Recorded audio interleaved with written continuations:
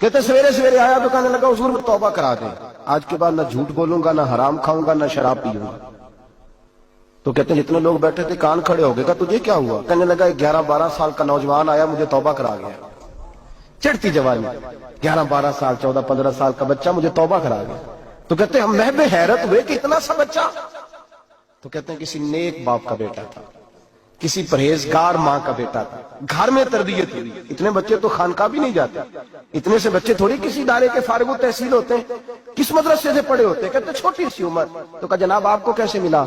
تو وہ شخص کہنے لگا حضور کل میں گیا بازار، میں نے بغداد کے چوک سے 10 کلو مچھلی بھی خرید لی اور کچھ اور ضرورت کی چیزیں بھی، مہمان آنے تھے، وہ سارا کچھ خرید کے میں جب نکلا تو سامان زیادہ ہو گیا۔ چوک میں مزدور بیٹھے ہوتے تھے، میں نے کہا بھئی میرے ساتھ فلاں محلے تک سامان پہنچانا ہے۔ وہ بچہ کہنے لگا چچا اگر میں چلوں تو، میں نے اس کو ایڈریس وغیرہ بتلایا تو 3 دینار مزدوری طے ہو گئی سامان گھر پہنچانے کی۔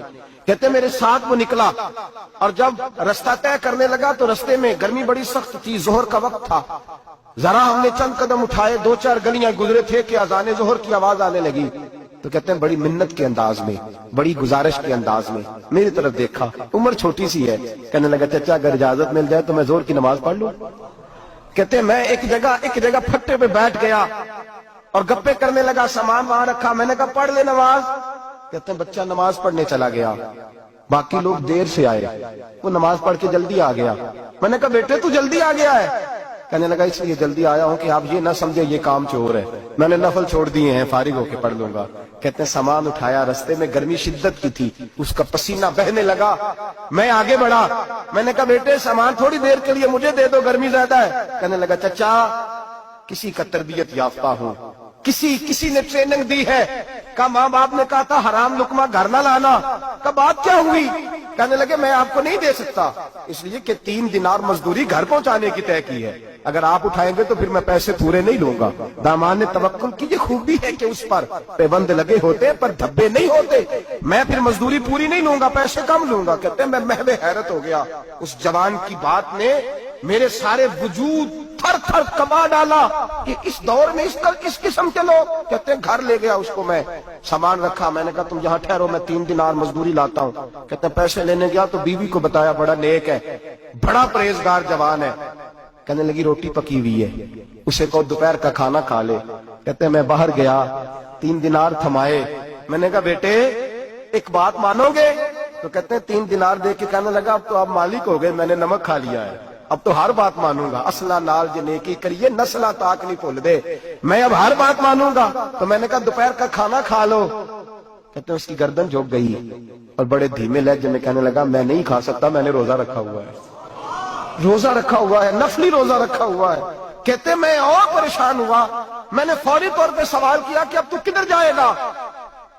تو کہنے لگا اب میں کہیں نہیں جاؤں گا، میرے 1 دن کا خرچہ میرے ماں باپ نے جو ڈیوٹی لگائی ہے وہ 3 دینار ہے، پورا ہو گیا ہے، اب میں باقی جو وقت بچے گا یا قرآن پاک کی تلاوت کروں گا یا محمد عربی پہ درود و سلام پڑھوں گا، میں اب کوئی اور کام نہیں کروں گا۔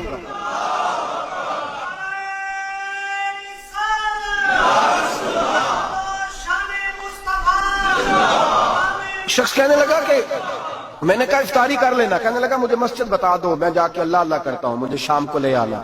افطاری ہمارے ساتھ اس کی طے ہو گئی، مسجد چلا گیا، مغرب بعد لینے گیا تو کہنے لگا عشاء کے بعد آنا، اب تو میں نے پانی سے افطار کر لیا، کھانا کھانے جاؤں گا تو جماعت رہ جائے گی۔ کہتے ہیں عشاء کے بعد میں لایا، اس کو کھانا کھلایا، رات گہری ہو گئی تو میں نے کہا تو سو نہیں جاتا؟ کہنے لگا کوئی حرج نہیں، کبھی دور مزدوری کرنے نکل جاؤں تو رہ بھی جاتا ہوں، گھر والوں کو پتا ہے۔ کہتے میں نے مسافر خانہ کھولا، یوں سمجھیے ڈرائنگ روم بیٹھک میں نے کھولی، اس کو سلا دیا، میں اور میری بیوی اپنی معذور بیٹی کو روٹی دینے گئے اور ہم نے جا کے اس کو کھانا کھلایا جو ٹانگوں سے معذور تھی، اور ساتھ کہا کہ بیٹی آج بڑا پرہیزگار جوان ہمارا مہمان ہے، آج چڑھتی جوانی اور تقوی کی روشنی اس کے چہرے سے چمکتی ہے، کیا بات ہے، بڑے ہی اچھے گھرانے کا تربیت یافتہ ہے۔ کہتے ہیں بچی کو کھانا کھلا کے لوٹے، اپنے کمرے میں سو گئے، بیٹی اپنے کمرے میں لیٹ گئی، ترس گئے تھے کہ بیٹی قدموں پہ چلے۔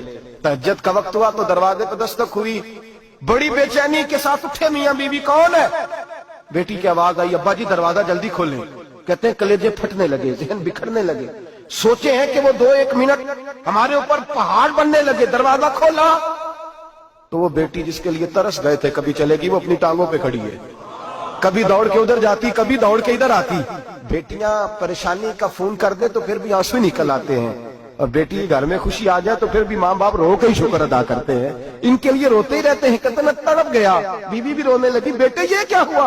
हम तो मायूस होने लगे थे माज़अल्लाह कि अब तो ठीक नहीं होगी, क्या हुआ?